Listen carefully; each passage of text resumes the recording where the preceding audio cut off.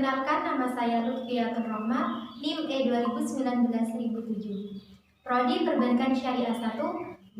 Saya di sini akan mempresentasikan dari makalah Peradaban Islam dan Islam Nusantara yang bertema Peradaban Islam pada masa Khilafah Rasyidah yang diampu oleh Dr. Abdul Wadud Nafis. Di sini poin yang pertama yaitu Saqifah Bani Sa'idah, yang kedua sistem politik dan pemerintahan, poin yang ketiga sistem pergantian kepala negara. Nah, poin yang terakhir yaitu masa pemerintahan Abu Bakar As-Siddiq, Umar bin Khattab, Utsman bin Affan, dan Ali bin Abi Thalib. Nah, di sini Saqifah Bani Sa'idah menjadi saksi awal terbentuknya Khilafah Rasyidah. Sebelum Nabi Muhammad wafat, beliau tidak berpesan secara khusus mengenai penggantinya nanti. Seiring berjalannya waktu, Nabi Muhammad telah wafat. Kemudian para keluarga menyelenggarakan kematian tersebut. Di samping itu, para sahabat berkumpul untuk bermusyawarah di Saqifah Bani Sa'idah untuk mengetahui mengenai siapakah pengganti Nabi Muhammad yang cocok untuk memimpin semua umat Islam nantinya. Nah, berita tersebut sampailah kepada Abu Bakar dan Umar, dan mereka bersama dengan Abu Ubaidah ibnu Sarah.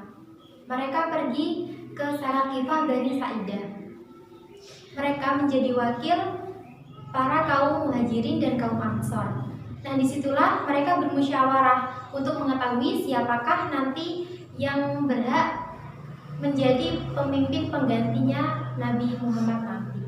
Nah, setelah melewati perdebatan panjang, para kaum Ansor menerima pendapat bahwa kaum Quraisylah yang berhak menjadi pemimpin penggantinya Nabi nanti. Dan setelah itu Abu Bakar mencalonkan Umar bin Khattab dan Abu Ubaidah bin Sarah. Namun keduanya tidak bersedia untuk dicalonkan oleh Abu Bakar. Nah, di samping itu Bashir ibnu Sa'ad menjabat tangan Abu Bakar agar Abu Bakar mau menjadi pemimpin atau pengganti Nabi Muhammad nantinya. Kemudian terjadilah baiat.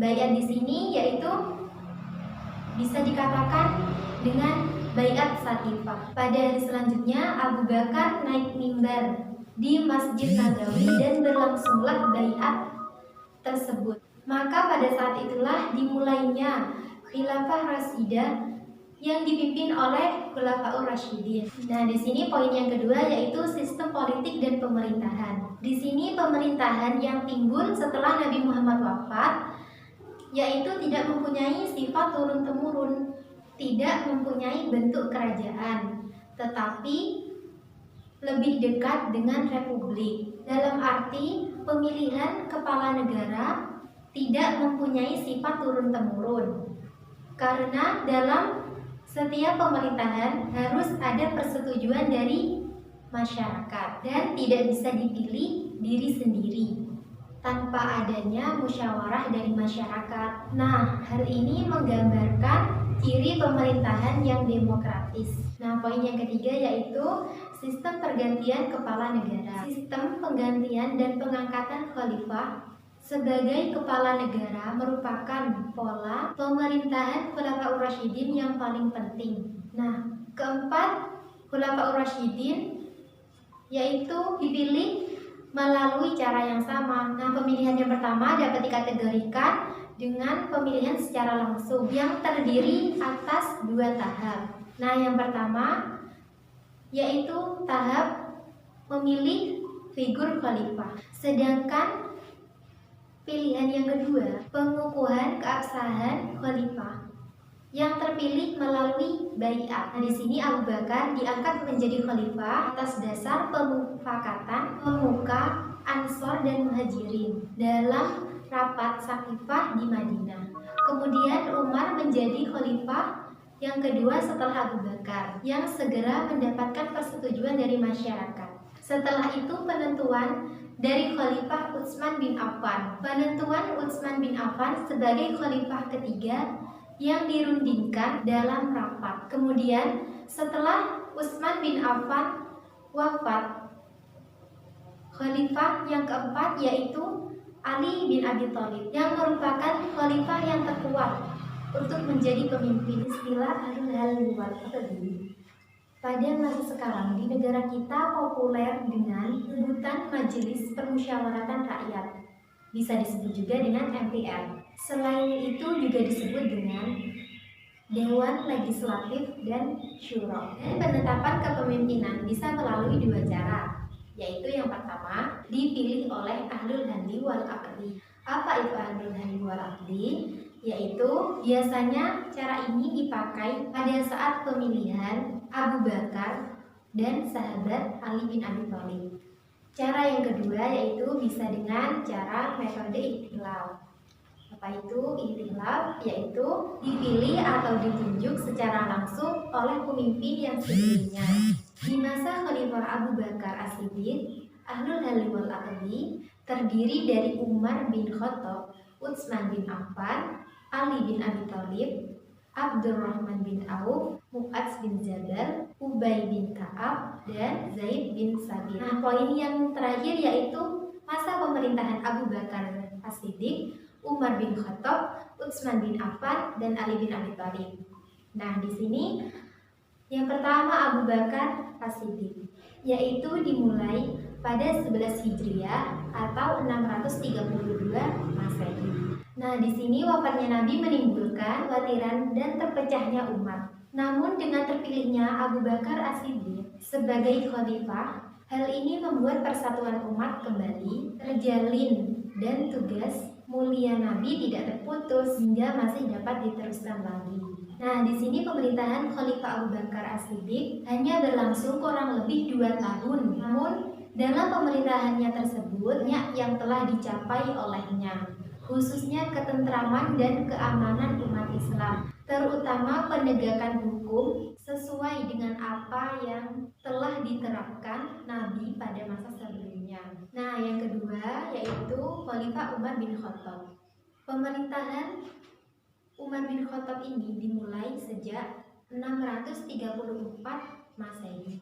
Beliau ini orang yang ditunjuk secara langsung oleh Abu Bakar As-Siddiq memimpin kekhalifahan, meskipun proses peralihan kepemimpinan dari Abu Bakar kepada Umar tetap melalui musyawarah. Nah, di masa pemerintahan Umar bin Khattab ini Islam mencapai kejayaannya, namun kekhalifahan beliau berakhir pada saat beliau wafat pada 644 Masehi karena mendapat ikaman dari seorang budak bangsa Persia bersama Fairuz atau Abu Lu'lu'ah saat beliau akan melaksanakan sholat subuh. Nah, yang ketiga yaitu Utsman bin Affan. Pada masa pemerintahannya ini yaitu berlangsung selama kurang lebih 12 tahun. Kurun waktu tersebut menjadi 2 periode, yaitu yang pertama masa kejayaan dan yang kedua masa kemunduran. Masa kejayaannya yaitu meliputi yang pertama meluasnya ekspansi Islam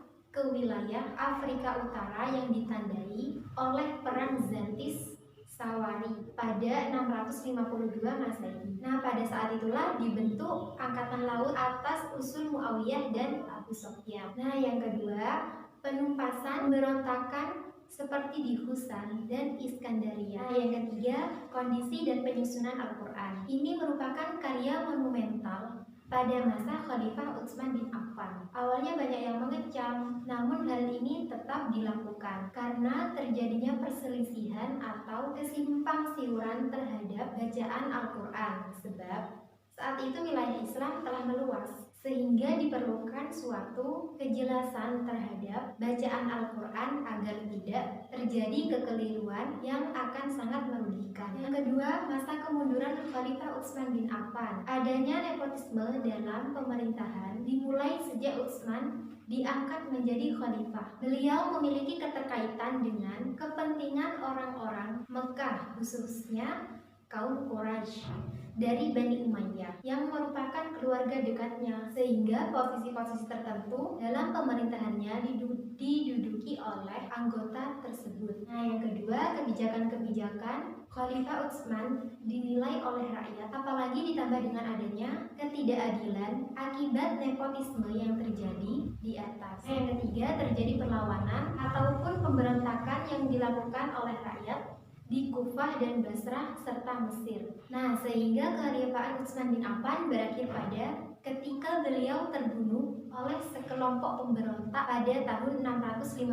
Masehi. Nah, yang keempat yaitu masa pemerintahan Ali bin Abi Thalib. Masa pemerintahan Khalifah Ali bin Abi Thalib yaitu ketika sepeninggal Utsman bin Affan. Ali di sini menanggung beban berat dalam memimpin kaum muslimin yang sudah tersebar luas di berbagai wilayah. Apalagi pada saat itu situasi politik dan ekonomi dalam keadaan kurang stabil. Keamanan kota Madinah pun dinilai kurang aman atau rawan akibat para pemberontak yang masih berkeliaran di mana-mana. Nah, untuk mengatasi situasi yang sulit itu, Ali bin Abi Thalib mengeluarkan kebijakan-kebijakan baru.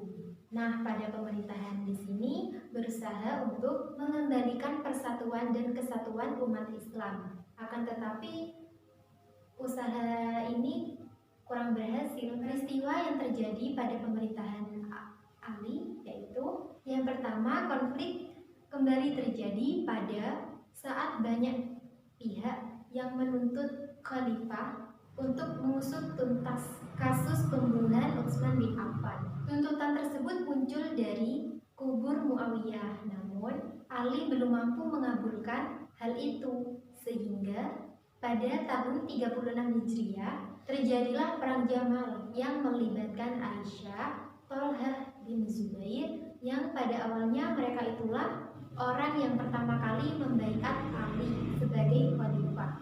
Nah, yang kedua, pemindahan ibu kota kedaulatan Islam ke kota Kufah setelah Perang Jamal usai. Di sini Ali memimpin umat Islam dari seluruh wilayah kecuali Suriah yang masih dikuasai oleh Muawiyah bin Abu Sufyan. Nah, yang ketiga, terjadinya tahkim dari konflik politik antara Ali dan Muawiyah. Konflik tersebut meruncing dan pada akhirnya menyeretnya pada sebuah pertempuran antara sesama muslim dalam perang Siffin pada tahun 37 Hijriah. Selanjutnya, yang keempat, terjadinya perpecahan di kubu pendukung Ali, ditandai dengan munculnya kelompok Khawarij dan Syiah dan akhirnya saling memusuhi. Hal ini pun dimulai saat peristiwa tahkim. Nah, di sini Khalifah Ali bin Abi Thalib berlangsung selama 5 tahun. Ali wafat karena dibunuh oleh seorang Khawarij bernama Ibnu Muljam. Nah, sampai di sinilah presentasi dari saya. Kurang lebihnya saya mohon maaf. Wabillahi taufiq wal hidayah. Wassalamualaikum warahmatullahi wabarakatuh.